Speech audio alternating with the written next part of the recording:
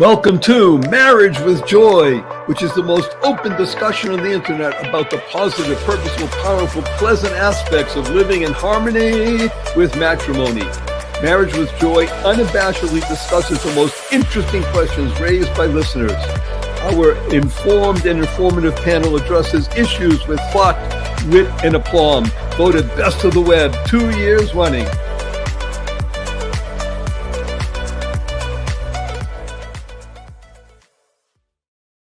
Good day, beautiful, bountiful, beloved, immortal beings, and good-looking people. Remember, you're good-looking because you're always looking for and finding the good. You found good in abundance. Remember, good-looking, always looking for and finding the good.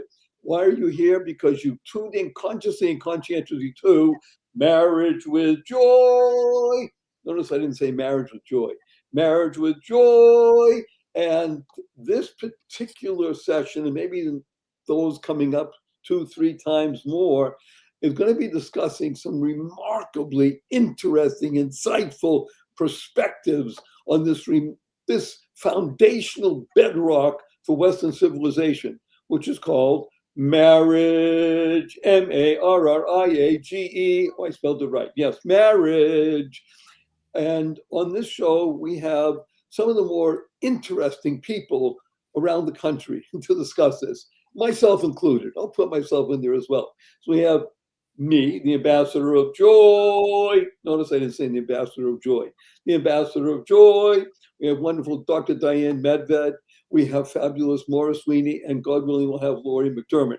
And I want to give an introduction today. It might be a little bit longer than usual, and I just want to set the stage.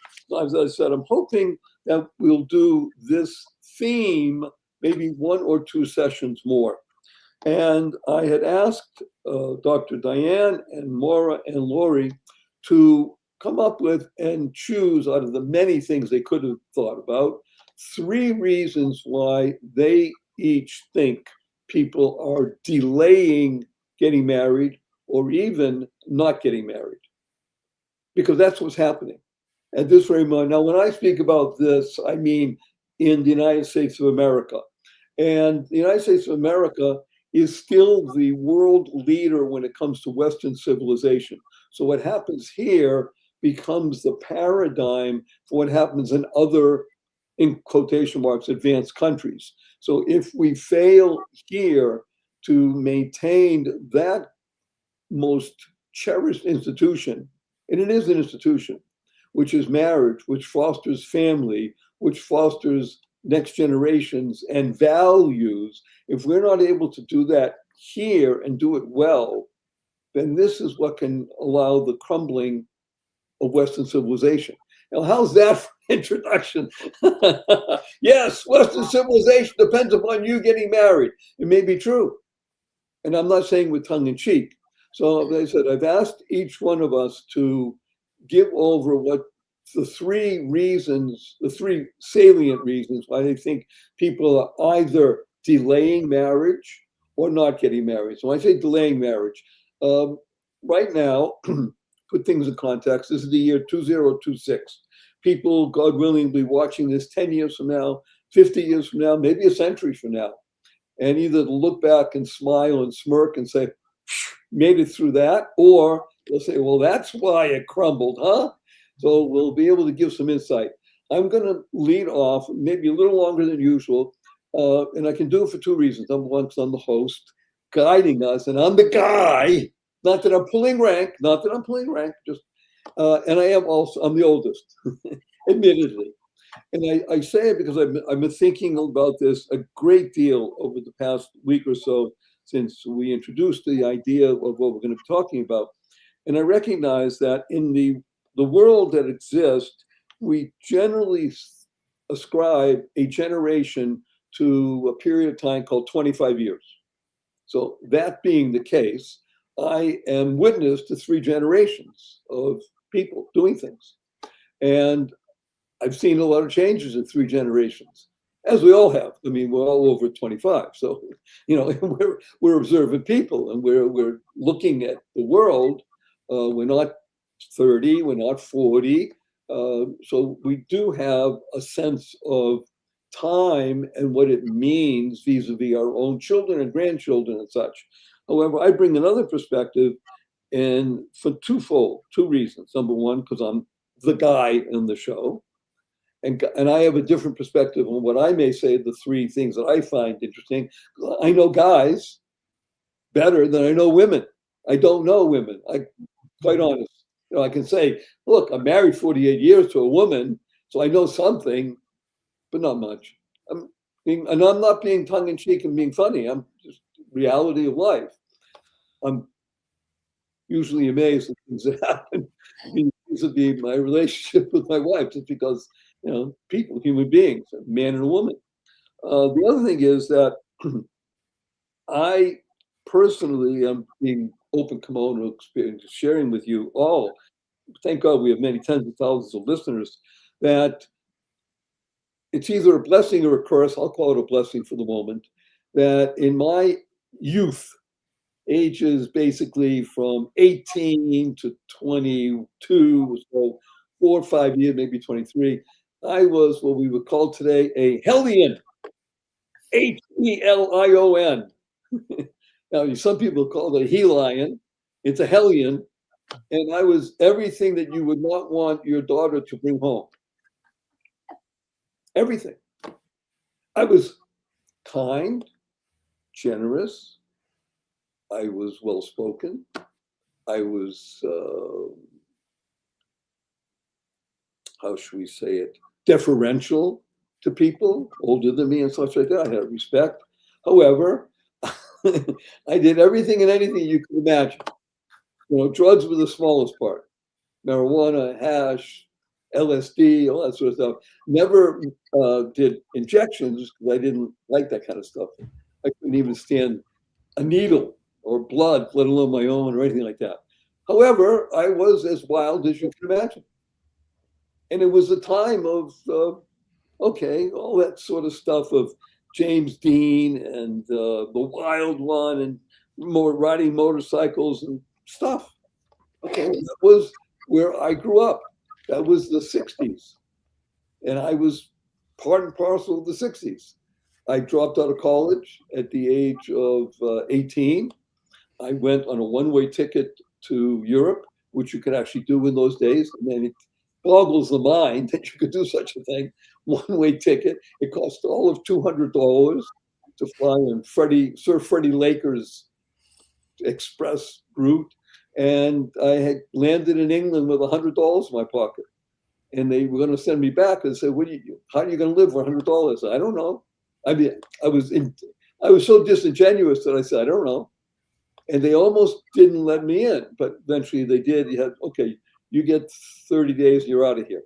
And I was able to spend the next 3+ years living by my wits and all kinds of stuff.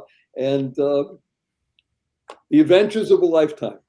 I mean, I won't go into detail, but you can't, no, I was going to say you can imagine, you can't. Suffice it to say, I'm still here in one piece, and it was not always thought that I would be, because there was things that happened that would defy understanding. However, as I said, I do have a perspective on certain things because I was very much involved with women. That's what we did as guys. And even today, I'm sure, I'm not even today, of course, 18, 19, 20, 21, 22, especially when you drop out of college and you're living abroad, excuse the pun, and you're living, I was in Amsterdam, which was the crossroads of the world at the time for people who were travelers. That's what we called ourselves, travelers. And people living all over the world always came back through Amsterdam, whether you went to Pakistan, Afghanistan, or South Africa, middle of Africa, just all over the world. Amsterdam was the place that people come to because it was the freest place in the world. Freest. I mean, anything that you can imagine. And talk about young, naive guy, when you talk about the red light district, I never saw that sort of stuff. I was amazed, your eyes bug out. You say, okay. And then I became friends with some of the women that did that stuff. And they're kids. They were just kids like us, just making money in a different way. And it was wide open eyes and such. Now, I had a number of girlfriends, and the reason I'm going a little bit long because it was something that happened. I had one particular girlfriend that was she was really fascinating. And I had a girlfriend when I came back to the States. And I came back to the States because I was doing, okay, in some international smuggling and successfully, thank God, until I got caught. Uh, However, during the time that I was with this interesting woman who was an alternative on the Olympics ice skating team, figure skating, she was everything I wasn't, completely opposite. And I found out that women loved outlaws. You hear what I'm saying? Mm-hmm. Women, at least girls in those Bad days, guys. yeah, well, we called them outlaws, but yeah, the bad guys.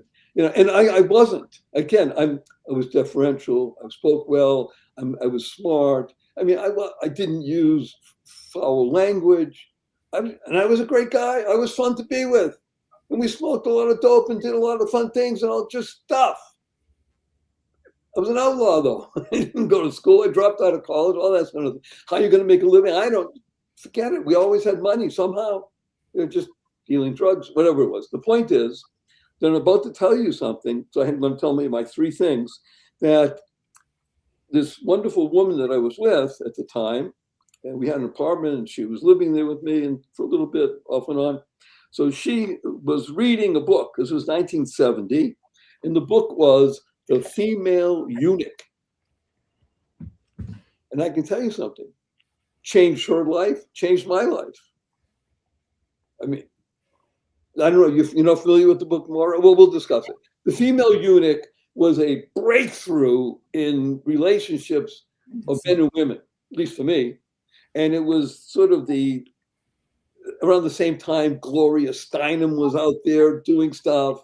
And Betty, our delightful Betty Friedan, she predated everything by 8, 9 years. And she was out there talking about women becoming fully capable. So that's my long-winded introduction. I'm going to make it short now because I have much more to say about the three things that I was thinking about of why people are either delaying marriage or not getting married.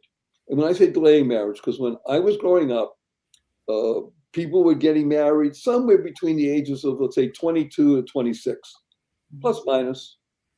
I knew some people got married at 20. I know some people got married at 26, 27. But people were getting married. It was not even a question, actually. You hear this when I'm saying when I was growing up? You're going to get married. It was men and women thought that way until Betty and Germaine and Gloria came along and really shifted stuff. It was plate tectonics. And if you didn't know where you were standing, stuff was happening. So my girlfriend was reading The Female Eunuch and she had me read it and we're talking about it and said, woo, it was a different world. Okay. So Barry, would you stop and just tell us, what are your three things? What reasons do you think? And then I'm going to ask Diane. And what I'd like to do is I'm going to say the three things and we'll only each speak about one, the one that resonates, and make it through. Maybe we'll do two today. Then, as I said, if we can do it for another show or two or three. I find this fascinating because, again, historical and present. And I'm 77, living third generation. And I hope to see the fourth generation. It means I'll be 100 and maybe still doing this. So the three items that I see are the following. One, and then there's not a 1, 2, and 3 in hierarchy, just a mention. One of them is I'm trying to find the right words, but I call it the masculinity of women. Women becoming more masculine or appearing so. Number two is what I would call the effeminate or femination of men. And they seem to parallel each other. They were working in almost in tandem, even though it may have overlapped. And the third has two parts to it. There's a switch, the same sort of thing. I call it CD. C is commitment or the lack thereof. People I find today find it difficult to be committed. And that's because of what I call the D word. So it's called CD. The D word is distraction. Is what? Distraction. Distraction. Yeah, I think people are far more distracted today than they were when I was growing up. Now, again, I'm using my eyes at the age of 77 to think back what it was like when I was 18, 19. Maybe I was equally distracted. I don't know. I think there's a lot of reasons for distraction. When I mean distraction, let's say for men, is to see more women very readily available pornographically or just stuff. And the same thing for women, seeing men in a different light. So those are my three items that I think have contributed detrimentally to people delaying marriage or not getting married. So with that, my introduction, I turn it over to our wonderful lead-off batter, that amazing, fabulous person, Dr. Diane Madman from up in the great Northwest, and it's springtime, and she's loving it. So please, Dr. Di, give us your input. Well, you really threw a curve there, Barry, because your three are so far away from what mine are, and they're so different. And what you did is you took a step backward. You went to our shared ancient history and made a comparison in the, I don't know if you want to call it personalities of men and women, the masculinity. You have a view of what is masculinity, and you have a view of what is femininity, and what it should it be, or what it was, or what it has become as different from that. I'm not sure that I'm well equipped.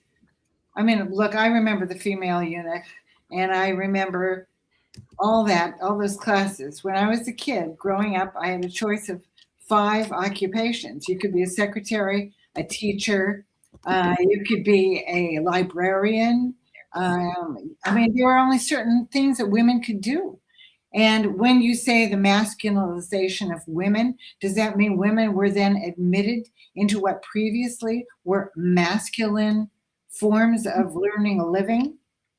I think that this needs further defining.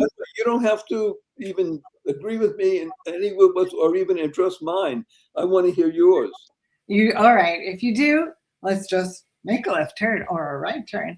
I think that yours are a step backward. Mine are kind of in the thick of things. And I think that people are putting off marriage because of divorce.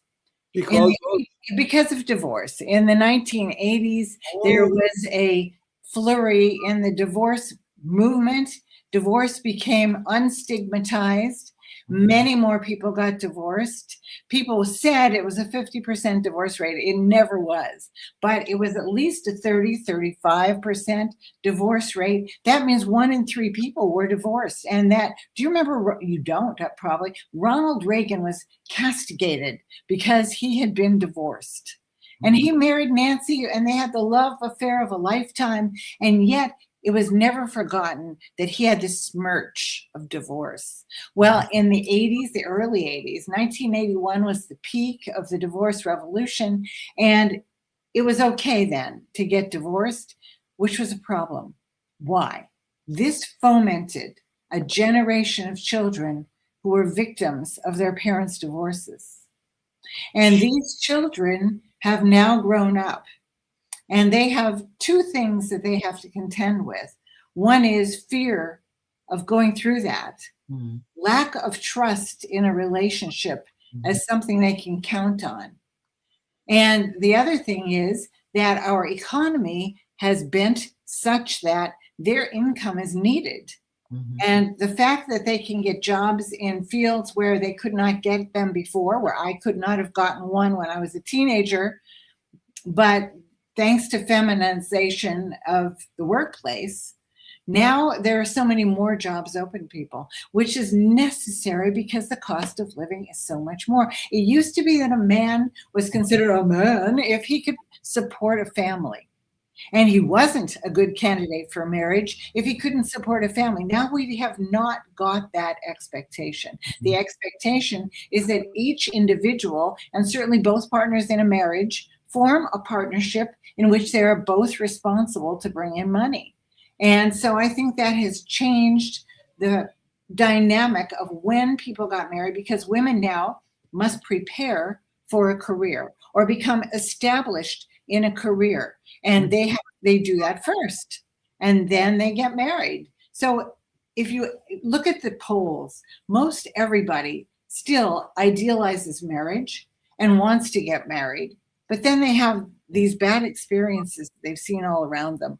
People they know have gotten divorced who they never thought would get divorced. Their own parents, their own grandparents have been divorced. And this causes a delay, and it also raises expectations for the person that one might want to marry.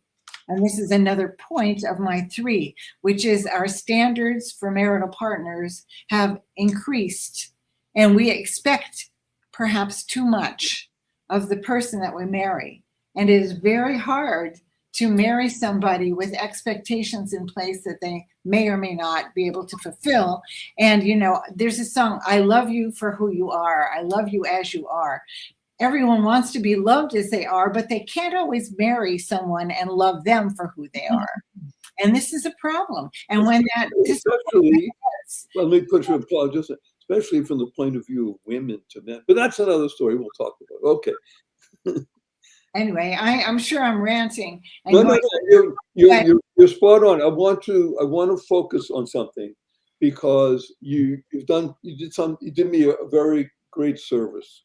And again, I waxed a little bit too long. I just wanted to bring it out and such like that. So you focused on, I used the D word as distraction. You used a much more important D word, and I didn't even think of it. And I'm very appreciative of what you're saying here now. And it's interesting. Everybody knows. So I live in Henderson, right? I live in Henderson, Nevada, and Nevada is very famous for Las Vegas. Well, Las Vegas is still, funnily enough, one of the places that people actually come to get married. I mean, people actually do that. But here's the interesting part, and I told this to my study partner the other day, just because he didn't realize it, that Nevada was the first state in the Union, in the United States of America, to enable people to get divorced as quickly almost as they got married. You needed 6 weeks, but okay, big deal. You came to Nevada, you went down to Mexico for a little bit. You said, however, within 6 weeks, you can get divorced. It was a business in Nevada. And I don't mean, okay, side hustle. It was a very big business, because especially if you were Catholic, or if you wanted to get a quick divorce legally, and if you really, especially if you had money, so people would come to Nevada and annul their vows, either divorce, annulment, etc. It was an industry here as large as gambling at one point, because there was no other state in the United States of America that legalized divorce. Now, I say it like this in the sense of, well, okay, that's historic information. You're right, Diane. It shifted the entire model of what marriage is. Marriage is supposed to be stable forever, grow, build families, and now you're bringing in earthquake, dissension, destruction. What does that do to the psyche? And you said it. So now you have not just one, but 2 or 3 generations that have experienced it or seen it. And let's be blunt, if there's not a lot of money involved, okay, it's not a big deal. But oftentimes there's money involved, and divorces get messy. Well, it's worse than that. There are human lives, there are children, and that makes it messy. And well, you have the messy, you have the issue, though, of people. Obviously, they were married for a certain amount of time, and at a certain point, there was some sort of harmony in matrimony, and they had children together. Let's assume that there are children, 1, 2, maybe 3, because people weren't having larger families even. And yet, the acrimony that came along with divorce, it wasn't as if, okay, we're going to get divorced. Honey, you go this way, I go this way. Live a life and enjoy yourself. So acrimony became almost de rigueur. And then it wasn't just that each spouse was, again, they were infecting. I don't mean affecting. I mean infecting their children with an outlook of life. Wait a minute, you're talking about my father that way? You're talking about my mother that way? How do you raise humans to live in harmony and with peace when you have that kind of atmosphere? So I applaud you. You're right. That D word, that's worse than the C word, which is cancer. It is the ultimate cancer, the divorce. Yes. And by the way, I don't think the trend of divorce is going down. No, it's stabilized at about 1/3, maybe 30%. It's come down a little bit. It did come down from 1981, which was the peak, but it's still abominably high. And people get married with the idea that this is forever, and if it doesn't work out, I'll get divorced. But, so that's the point, and I want to emphasize, and then I'm going to ask Maura to speak. If it doesn't work out, we can get divorced. In other words, it's an escape clause. And it's always there because they know so many people are divorced, and people are always told, well, if you're not happy, get out. That's right. What you hear. But you hear the point you just made? I'm unhappy. What? Okay, let's pause here and let's ask Maura. So you have been thinking about this, and you have your top 3. Well, again, so you just focus on one. What's the one thing that you want to make mention of why you think people are delaying and or not getting married? Well, I did my own survey. I put it out on Facebook, but that's a quick way of getting everybody's opinion. The first guy who wrote back told me he and his wife have been married for 63 years. They're not the norm. They're very happy. Then I got so many other people that were married, were divorced, other people that got married late. They all had their reasons. But I'm going to speak now because in addition to doing my Facebook polling, I went out and I was talking to a lot of millennials, people in the 20s, early 30s, not even the older millennials. And I will tell you the number one reason they gave me was finances or financial. And that's why I was surprised by your answer, but you definitely have something too. Women are more masculine and men are more feminized. But the answer that came, and it was like that. And it seems to weave in and out of so many young people's thoughts that marriage used to be something people could do, and they could get married, they could live on one income, they could buy a home, they could think about having children. Today, you have wives and husbands both pursuing careers. So they're both going to school, they're getting their educations, then they've got to get established. Not the best economy. There aren't that many industries people can pursue. They've got student loans, which nobody mentioned, but we all know that's a part of it. But the other side of it is many people, it's like, okay, before, if you wanted to get married, you've got the guy back in the day. He gets a job. And if his job could help support the family, you get married. And if there was going to be a decision made, it would be to follow the husband's job. Today, it's a 2-income couple. You need both members, but here's the other reason. They cannot buy a house today, for the most part, with just one income. So that means they're waiting to both get established in their career. A lot of them are postponing or avoiding weddings because it's so costly. So you see the financial thing again? And then to buy a home. Since pre-COVID, home prices across America have doubled. So Yeah, they have doubled. And I used to think it's only in certain parts. It has doubled everywhere across the United States. So not only do we now need the two-income couple, but in the past few years, now we need a two-income couple, and they've got to work extra hard, and there's even more pressure to be able to afford a house that would have been half the price years ago.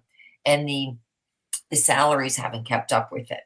So that, I'm going to say, out of all the answers I got, that came across to me so front and center, because even to say that there were some who said that they have decided not even to get married. Like, years ago, little girls would, I wasn't one of them, but they would think, oh, I can't wait to get married, wear the gown, have everybody fuss over me. But many of these couples want to forego the actual wedding because the weddings themselves are so expensive. And so what they're doing is prioritizing a roof over their heads and their future economic stability rather than planning for a very challenging, costly, stressful wedding that's going to put them back. So that was what I found from my surveys, online and mostly in person. So this is fascinating to me because, as I said, and that's why we love doing this. I didn't even think of money. And yet, you're right. It's probably the number one issue when people discuss life together. Of course, I love you. Yes, I want to do this and be with you. Oh, so you make, pick a crazy number, 50,000 a year. That's the guy. You make 48,000, 50,000 a year. That's the girl, the woman. Okay, together, I mean, oh, honey, we can barely live on that. I'm part of a faith community, and I can tell you, tuition in private schools, if you factor that in, you have to make six-figure income to be poor. Yeah. Again, it didn't hit me, and you're right. Money is a significant, if not vital, discussion with people because, well, how do you live? I mean, just, even, by the way, you mentioned buying a home, even apartments. Apartments, it's not as if, I'll tell you, you don't know, I'm going to tell you. So I mentioned my niece, I just realized, my niece is a physician's assistant. And she's now making, she went to school, she has loans and such. However, she's starting to get 125,000 a year. And right now, she's been working 6 months, just got a year's raise, so she's making 150,000 a year. However, take home, what is she taking home? Maybe 100, maybe 100. And now she wants to move in with a boyfriend. And they thought they were going to live in Manhattan, and they can't. Manhattan, forget about it. And even outside, and now you have to take a train in for an hour each way. So, okay, and you need 3 months rent, one deposit, first month, last month, and then you need 3 months. And you're talking about, for a normal apartment that some people can live in, $2,700 a month. We say, what's about? Well, $2,700 a month. Now and you add on all the things that go. And so money is a critical factor. Now, I think it always was. However, my parents, on my father's salary, and he wasn't a highly educated person, he worked hard and such like that. He had to work 2 jobs. Okay, and they struggled. However, they raised 3 kids, and each one of us went to college and did well and such, have our own homes and stuff. It's real. I'm feeling what you're saying, Maura. It was them. I'm just conveying what I got from them. No, this is truly fantastic because it's so real, and now I don't see how it changes. Matter of fact, AI may exacerbate a problem that's existing and might get more and more difficult as people find it harder to adapt to a new economy. And if it wasn't for AI, by the way, you would still have a worldwide economy where places like India, the Philippines, and other places are now knowledge workers in other countries are as capable as any knowledge worker in the United States. Mhm. You're talking about data entry and all kinds of, okay, there's no advantage to being in the United States or hiring an American. So finance has become really critical. And I was thinking way up here and other stuff. And you're right, down to it. Wonderful, wonderful Lori. Okay, you're on mute. So unmute yourself, Sorry. kid. Okay, so did you do the assignment? The assignment is, what are the three things, and you're only going to talk about one, the three things that you think are preventing people from getting married or delaying marriage? I have one word, and just hearing you guys, I'm like, oh my gosh, I just brought up so much. That's the problem with going last. You have so much to say in so little time. The one word I think is delaying kids is stress. 100%. I think our kids today are more stressed than ever. And I am so grateful that I grew up when I did, and I'll be off the planet soon, because I cannot imagine what it's like to be a kid today. And earlier when Diane was talking about, masculine and feminine, I was going to go the route of, one of my student wives, I have to tell my student wives a lot, take off your dick. You are the girl. And when a woman becomes the man inside of a family and she's the mom, dad has nowhere to go. And a lot of times he bails for a girlfriend. So the roles get switched. And it's okay if the roles get switched, but they have to be identified. Hey, listen, these bills came in. Do you want to take care of them, or do you want me to? And the husband will say, well, you're boss here. You should call. And the wife will go, okay, I'll call. Well, kids get to see that transaction, right? Today's kids are on their phones. They're in their rooms. They're not seeing what goes on in a family. So all those lessons are not being passed down. And kids today do not know how to handle their lives, and they don't know. They think they do because they're watching YouTube channel things and their favorite celebrity does this, but that's not reality. That's not how we survive in this world. It's how one person did it, but they have all these other things that you don't know they have. But you as a person, that's not a solution for you, but no one's saying that. Okay, so that's part one. Part two is, I have a 26-year-old son. He and I were sitting on the couch. One of his friends' brothers just left the planet on Thursday night, so it was tough. Oh, Fourth suicide in 2 years. One of my sons that he knows about. So fourth funeral of us. I know. So talk about stress, right? Anyway, I don't want to talk about that because that's really sad and depressing, but the conversation turned to, I want you to have a girlfriend. He had a girlfriend for a long time, and he thought he should leave her because he didn't grow up enough. And now I think he regrets it, but it's good because he grew up. She's over there. He's here. They're not together, and that's okay. But I said, you should date. You should fall in love again and have those experiences. He said, I can't have a girlfriend until I have enough money to support her. And right now I can't even take someone to dinner. And I said, you can date and pluck the girl out and be with her. Well, I put it two ways. I go, okay, let's say you wait. I'm making 200 grand a year. Okay. And he goes and gets girlfriend. How do you know that girl is in it for the money? Would she have liked you when you didn't have a job or things were going well? You were jumping from job to job because you were confused because you're 26 and you want to try new things? Maybe not. But in life, things are not going to be perfect. Something's going to go wrong. So I said, your best bet is to find a girl now where you can say to her, hey, listen, I got this job, but I really want to move to New York. So I'm going to quit everything. And we'll see what happens. She's going to be like, yeah, I love it. Because she's not attached to him yet. She's over here making her own money, has her own family, whatever. But she'll partner with him because they're on a journey together. So when we wait to get married till we have enough money, we miss out on the journey of growing together and making money together and accomplishing and building a kingdom. And I think kids today are getting the wrong message. Everyone thinks on YouTube, I need to be a millionaire like in 5 days.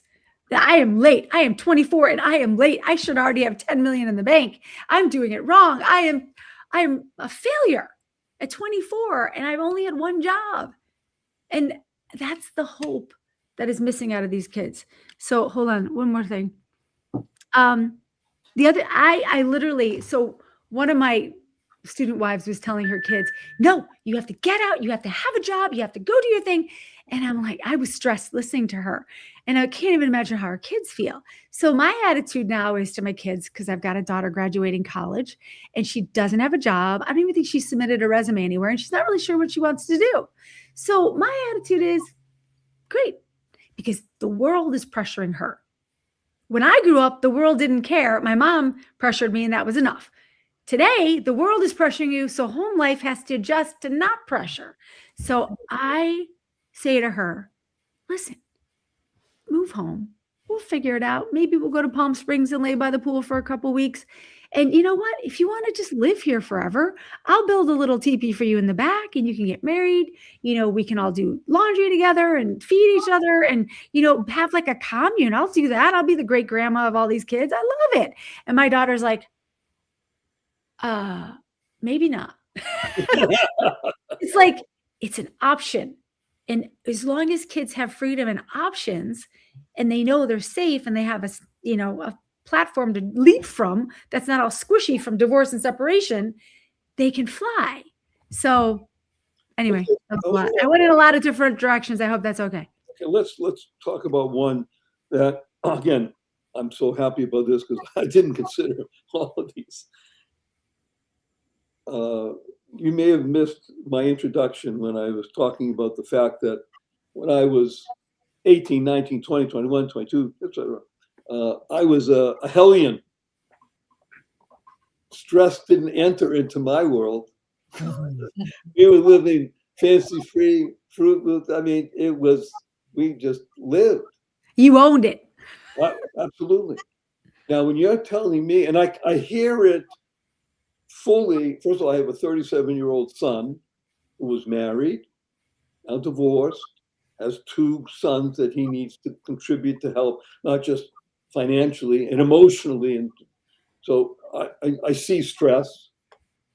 And I can tell you, again, when I was younger, and did I want to get married when I was 19, 20? Not even a thought of it. Did I know that I was going to get married and I wanted to have a family? Not even a question. In other words, part of my worldview as a guy growing in ways my parents didn't like, I was growing. Yeah, of course I'm going to get married and have a family and be responsible. Okay, I could do that later. But for me, later was maybe 26, 27. Today it's 29, 30, 31, okay. And for women too. I want to go back to your word stress.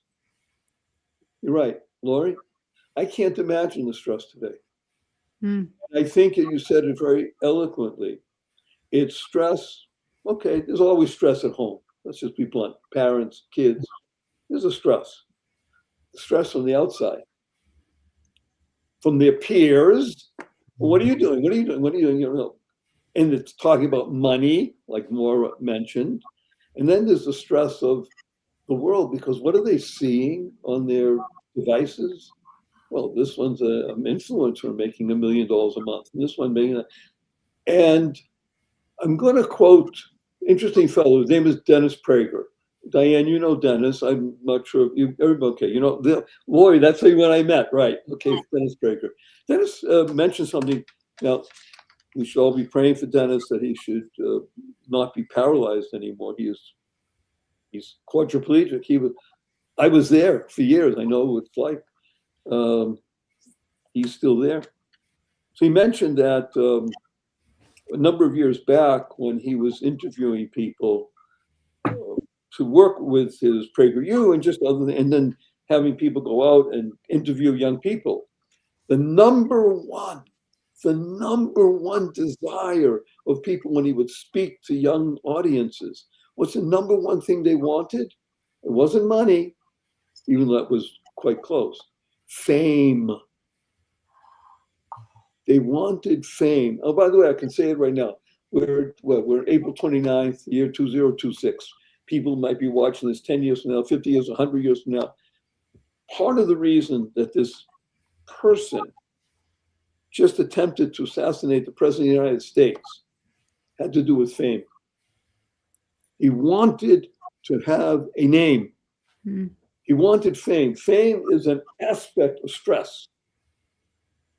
I want to be known. So Dennis would ask, what do you want to be known for? I don't care. I don't know. I want to be famous. You hear that? I don't want to be famous because I want to find a cure for cancer. I want to make sure there's no more sickle cell anemia in the world. I want to make sure that people live in joy forever and such a. I just want to be famous. And that's why younger people will do almost anything to photograph themselves doing almost anything, whether it's young girls bearing themselves and bragging about relationships. And again, I'm sorry to even say it, so please don't take offense, ladies. You know, when I was a 19-year-old kid, if you found girls like that, wow, yeah. But that wasn't the world. It was rare. Okay, you had to look. You found, okay. I mean, and it was usually one-on-one. It wasn't a great. Now it seems to be, again, the stress. When you say suicide, I can't imagine being 26 and knowing of 4 people, let alone that they may have been friends of mine. You hear that? I'm being very blunt. Mm-hmm. It doesn't register. So when you mentioned Mora, Mm-hmm. the reason I said Mora, I have a friend named Mora. So a number of years ago, must be 20 plus, 25, there was something called DINK. You know, DINKs were double income, no kids. Yes, that came after. Oh. Yes, that came after mine. People would identify themselves. And when they were wanting to date someone else, they were looking for people who would want to be double income, no kids. Mm-hmm. Because, hey, we can live, we can travel, we got kids. That's a drain. I want to do. And okay, now, by the way, nothing wrong with travel and doing things and having great occupations and careers and investing. As you said, you know, it wasn't tongue in cheek, Diane, when you said you could be a librarian or a secretary. Okay, it was very real, very real. And that's why my girlfriend at the time said, you got to read this female eunuch. I'm not going to be. Now, she was an interesting woman because she was an alternate on the Olympic figure skating team. And I said, completely different from my lifestyle. And yet she loved me. Again, outlaw type of thing. Because she was up at 4:30. She was at the skating rink at 5 o'clock in the morning. And she skated for 3 hours before she had breakfast. Ugh. 6 days a week. On the 7th day, she only skated for an hour and a half. And the plan, discipline and focus and such like that. And did we ever discuss marriage? No, because, however, we both knew we were going to get married. Her mother wanted us to get married, but that was another story. Her parents were divorced. Diane, this goes to what you said. It's so crucial. I just realized it now.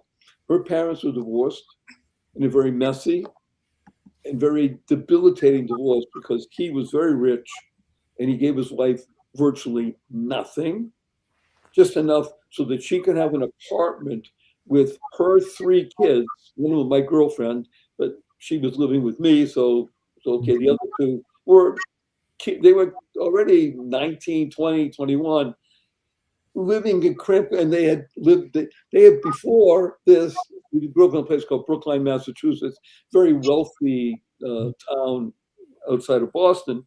You know it, Maura. Living in a 4,000 square foot mansion. Now, he was still living nicely.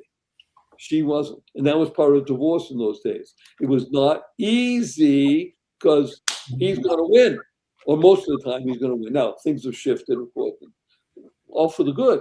All I'm mentioning is that these are the stress.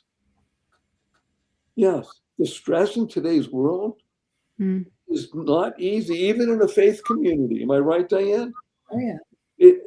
It exists everywhere because of what we have. And I see it now as I said, I think part of the issue I'm going to talk about just for a couple of minutes, and we'll hopefully continue this next month if you'd be so kind. We all agree we can continue in this same vein and ideas. Part of the idea is also that men have become more effeminate, in my opinion. So I can tell you something. Again, outlaw is there. I came back from Amsterdam. I was away for 3 years, for almost 4 years. I traveled back and forth because I told you, I was smuggling it. Okay, leave that aside. And while I was in Amsterdam, we were living in Europe, so I had different kind of look. It wasn't American look anymore. It was very European. And even then, like late 60s European. And I had something that other people called a fag bag. So I guess I can say that now. I came back. It was handmade, leather, nice, and it was a fag bag. Guys didn't carry bags. Well, we did in Europe because you put your passport in and things like that, and it's just more convenient. I mean, I didn't wear a suit jacket, and I didn't even have pants. I didn't have pockets in my pants. I had garments made for me, and they were just, like out of the 16th century Shakespeare. It was just pants, tight pants, and shirt and stuff, and a fag bag. And I came back, and people were like, "What happened to you, Shore?" And I was so cool that I wouldn't even hang out with me if I was me. That's so cool. And again, and it worked well. Girls loved it. They were attracted to, the outlaw. When I learned that, I became more outlaw. But I saw that over time, what I was doing, what I was wearing with the bag, that became regular for a lot of guys, but guys who were oriented to a particular way. In other words, they became more asexual, not homosexual, just asexual. And that wasn't me, but that became, I saw that. And I think that really also put a damper on this idea of marriage. Delay, certainly. Getting married, I don't know if I want to do that. And as you said, Lori, so wonderfully, especially, because you have 3 kids, they're not learning the lessons, like you said, of how adults, 2 married people, deal with stuff, bills and this and that, and they're learning their lessons from someplace else. And who says those are the right lessons? Because if they're not learning from mom and dad, who they want to trust. I believe kids really want to trust their parents, because why not? Unless, to go to your point, Diane, is divorce. And that divorce creates in kids an inability to really work with life. Because how do you do that? If the people that I love and cherish the most can't get along, what does that mean for me and such? I mean, that's how I would think. I never saw my parents, they fought, there's no question. They argued. Divorce, it wasn't even part of the discussion. So it's something to be aware of. And I said, for my son, I mentioned this to Lori. Okay, we're going to close up. He got divorced and I didn't want him to. I urged him not to. I begged him not to, because I said, in the long term, even not just even long, I think in 2 years you'll come to regret it. And he's just about there now. Late, because once it's done, and it's an issue. So I want to say, first of all, a huge thank you to us as a group. And I think we brought out a lot of stuff today that's useful for people who are listening and watching and such like that. And as I said, with your permission, let's pick this up next week and ask again, okay, what's another one? So Laura, you said money. Laura, you said stress. Diane, you said divorce. Think of another one that you think might be. And as I said, I have another one that I want to bring out, which is, I believe that men especially, I can speak mostly for men, they really find it difficult to commit. Mm. Now, maybe women are the same. I don't know. I can't speak for women. I can't talk about men. Men today, I think, find it very difficult to commit to a woman because they're distracted. They just so much of them. Okay, that's another story. So again, thanks much. We're going to close up shop for now. It was a fabulous session. At least I learned a lot, and I hope everybody else finds it. We have comments. Let me just see that. Okay, well, we'll wait for them. Oh, we got some interesting comments here. We got somebody. Oh, hello, Lorna, watching from the Canary Islands.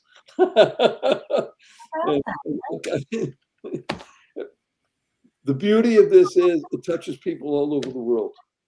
So I want you to know you make a difference. You're all mad people. You make a difference. So again, let's close up with a very big hug and a blessing. So you ready for the hug, kids? Heartfelt, unlimited giving. 1, 2, 3. And our blessing from each one of us is go forth, live exuberantly, spread the seeds of joy, happiness, peace, and love. Go mad. Go make a difference.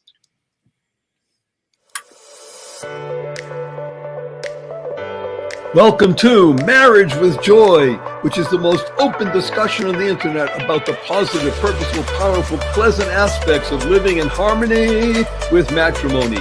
Marriage with Joy unabashedly discusses the most interesting questions raised by listeners. Our informed and informative panel addresses issues with thought, wit, and aplomb. Voted best of the web 2 years running.